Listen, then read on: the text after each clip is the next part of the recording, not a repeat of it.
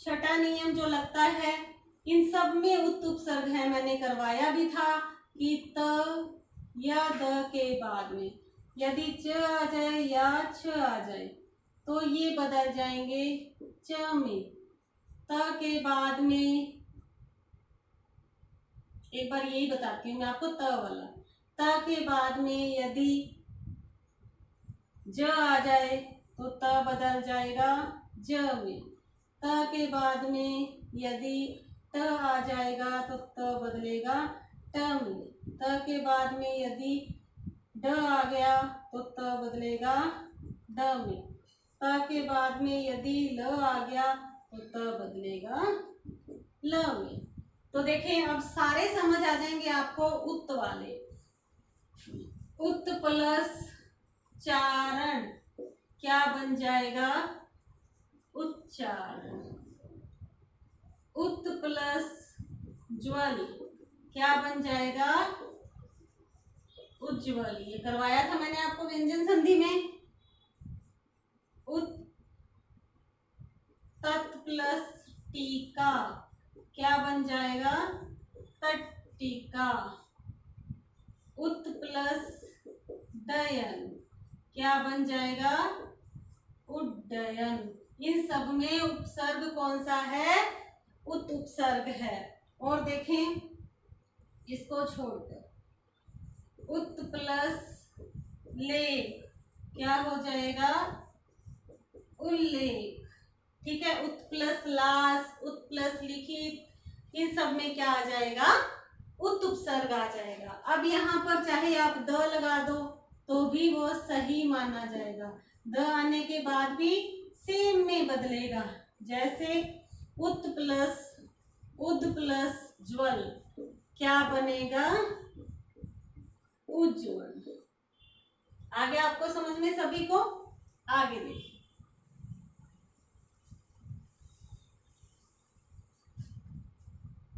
उप सिंपल है, उपमान, उपहार, उपदेश, इसमें कोई दिक्कत नहीं है।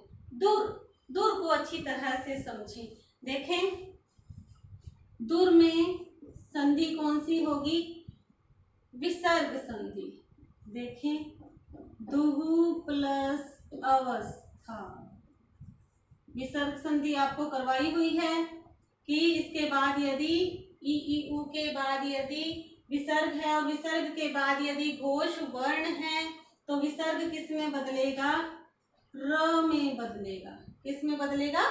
र में। तो ये क्या बन जाएगा? र के साथ अ की मात्रा जुड़ जाएगी, दुर्वस्था। क्या बनेगा? दुर्वस्था। अब देखें आपको एग्जाम्पल में पूछ लिया पेपर में कि दुर्वस्था में कौन सा उपसर्ग है? आपको देंगे दुहु, दुर, दुर और दु। ये ऑप्शन आ गए। ठीक है, अब करना क्या है? आपको ध्यान रखना है कि ये संधि कौन सी है? विसर्ग संधि है। और विसर्ग संधि बनेगी दुहु प्लस अवस्था। और इसमें उपसर्ग कौन सा बाहर निकलेगा? उपसर्ग जो निकलेगा वो विसर्ग का परिवर्तित रूप निकलेगा। विसर्ग किस में बदलता है? र में। तो उपसर्ग कौन सा बाहर आएगा? दूर। कौन सा उपसर्ग बाहर आएगा? दूर। और देखें दुर्गुण संधि, वही विसर्ग संधि दुहु प्लस गुण, विसर्ग बदला र में तो उपसर्ग कौन सा बाहर आया? दुर्गुण। इसी तरह से दुर्व्यवहार, दुर्वासा, ठीक है, ये सभी आ जाएंगे। दुर, दुर का मतलब क्या होता है? बुरा, बुरे हैं जो गुण, बुरा है जो व्यवहार।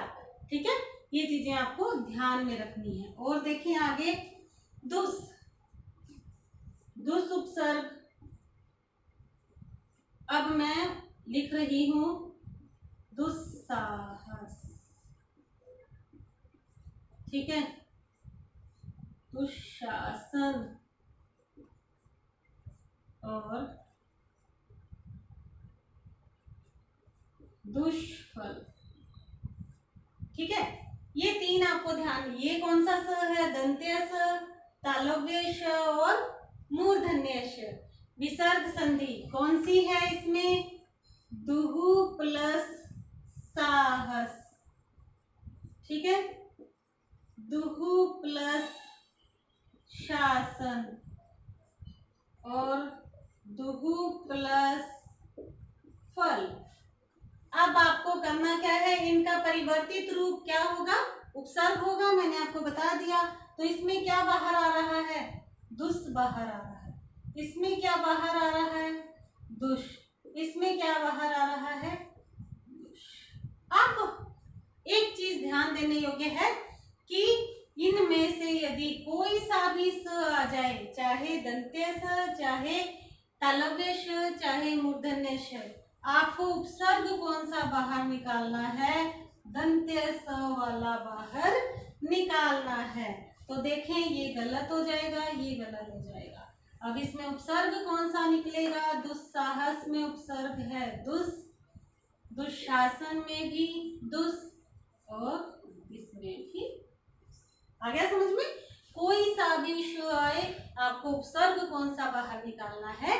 दंत्य स वाला बाहर निकालना है। ठीक है, आगे देखें। निहि प्लस आकार, इसमें भी देखें, निहि प्लस आकार, ठीक है, ये बनेगा निराकार। अब पेपर में आ गया भाई, निराकार में उपसर्ग बताइए। ठीक है, ऑप्शन दे रखे हैं नी, निर, निरा, निर। अब आप सोचोगे कि इसमें तो कहीं से भी आधा नहीं हो रहा, ठीक है, तो या तो आप इसको करोगे या इसको, समझ गए? अब जिस किसी को संधि नहीं आती वो हमेशा कंफ्यूज रहेगा, इसलिए संधि आना बेहद जरूरी है। तो इसकी संधि क्या होगी? निहि प्लस आकार, विसर्ग किस में बदला? र में बदला। र बदलते ही र के साथ आ की मात्रा जुड़ गई, बन गया निराकार। और मैंने आपको बता दिया कि बदला हुआ रूप क्या होगा? उपसर्ग होगा। तो इसमें उपसर्ग कौन सा है? निर। ठीक है, और देखें, निस उपसर्ग सेम वही दुस वाला इसमें भी रहेगा। देखिए, मैं आपको तीनों ही लिख के बता देती हूँ। निस्वार्थ, निश्चय और निष्कर्म। ठीक है, अब इसमें भी स, दंत्य, श, तालव्य, श, मूर्धन्य। मैंने आपको बता दिया कि कोई सा भी श आए, चाहे दंत्य, चाहे तालव्य, चाहे मूर्धन्य, बाहर कौन सा आएगा? दंत्य से। इसमें उपसर्ग कौन सा है? निस। निहि प्लस स्वार्थ, निहि प्लस चय और निहि प्लस कर। आ गया समझ में? ठीक है, आगे देखें। प्रबल, प्रबल, प्र उपसर्ग है, प्रबल, प्रत्यय, प्रशासन, सिंपल है। अब एक देखो, पेपर में पूछा गया अप्रत्याशित। अप्रत्याशित में मूल शब्द बताइए। अप्रत्याशित में मूल शब्द बताइए। मूल शब्द भी पूछ सकते हैं, बताया मैंने आपको कि मूल शब्द के साथ शब्दांश जुड़ते हैं। तो चलिए अपन देखें इसमें। ये पहले निकल गया अ उपसर्ग, बचा क्या? प्रत्याशित। ठीक है, प्रत्याशित में कौन सी संधि होगी? यण संधि। आशित बाहर आ गया और प्रति, दूसरा उपसर्ग क्या निकल गया? प्रति। और देखें, अभी भी इसमें बाकी पड़ा है, ध्यान दे। आशित, आशित बच्चे कराते हैं पेपर में कि आशित है इसमें मूल शब्द, नहीं, इसमें प्रत्यय लगा हुआ है। आशा प्लस इत, ये है प्रत्यय। ठीक है, अब देखें मूल शब्द कौन सा निकल कर बाहर आया? आशा। मूल शब्द क्या निकल कर आया? आशा। तो इस तरह से आपसे मूल शब्द भी एग्जाम में पूछ सकते हैं। तो इसमें ऐसे भी पेपर में आ सकता है कि निम्न में से ऐसा कोई शब्द बताएं जिसमें उपसर्ग और प्रत्यय दोनों लगे हुए हों। ऐसा शब्द बताएं जिसमें दो उपसर्ग लगे हुए हों। तो हमें ध्यान से समझना है इस चीज को। ठीक है, आगे देखिए। परा, परा तो पराश्रम, परि उपसर्ग, इसको समझेंगे हम। परि प्लस अटन क्या बनेगा? पर्यटन। ध्यान हो गया होगा अब तो, आपको यण संधि सारी करवा दी है मैंने। पर्यावरण, पेपर में आएगा पर्यावरण में कौन सा उपसर्ग है, तो आप बता दोगे कि परि प्लस आवरण। ठीक है, इसमें उपसर्ग कौन सा है? परि उपसर्ग है। और देखें इसी तरह से प्रति उपसर्ग, प्रत्येक, प्रति प्लस एक। ठीक है, प्रति प्लस आशा क्या बन जाएगा? प्रत्याशा। आ गया समझ में अब आपको? प्रति प्लस उत्तर क्या बन जाएगा? प्रत्युत्तर। ठीक है, क्या बन जाएगा?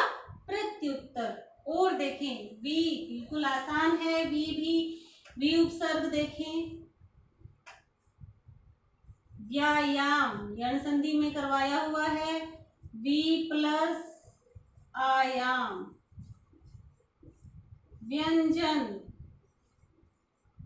वी प्लस अंजन। कर लोगे सभी? ठीक है। और देखें सु, स्वागत में कौन सा उपसर्ग है? पहले तो संधि आनी चाहिए आपको। संधि कौन सी है? यण संधि। तो इसमें क्या हो जाएगा? सु प्लस आगत, सु प्लस अल्प क्या बन जाएगा?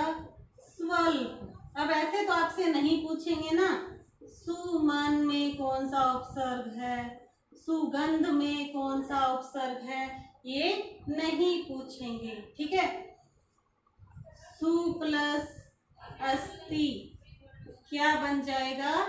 स्वस्ति। ठीक है, अब देखें इसमें अगर क लगा देते हैं, सु प्लस अस्तिक, यदि हम क लगा देते हैं तो ये क्या बनेगा? स्वस्तिक।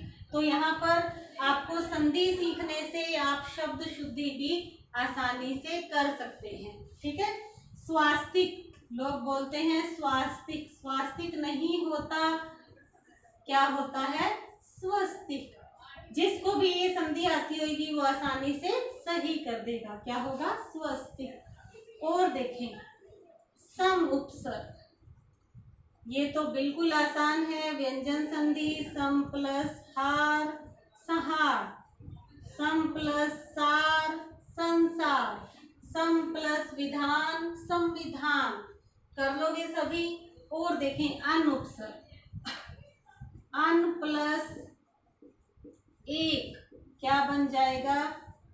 अनेक, अन प्लस अंत क्या बन जाएगा? अनंत। यहाँ तक सब समझ में आ गया होगा। अब बच रहे हैं अपने हिंदी के उपसर्ग, विदेशज उपसर्ग और संस्कृत के अव्यय वाले उपसर्ग, तो जो हम करेंगे कल। सबको आ गया? शुक्रिया, thank you, have a nice